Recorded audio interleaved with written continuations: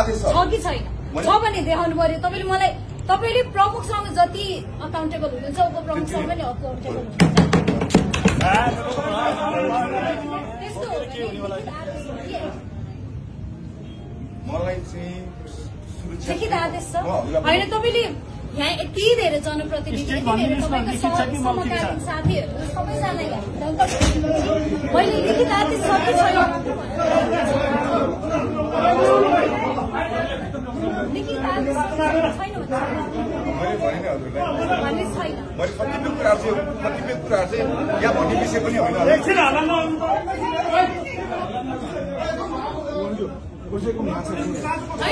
आदेश यदि दिने हो भने लिखित आदेश हुनु पर्यो कि त मौखिक आदेश हो भने पनि आफू आएर भन्नुपर्छ होला।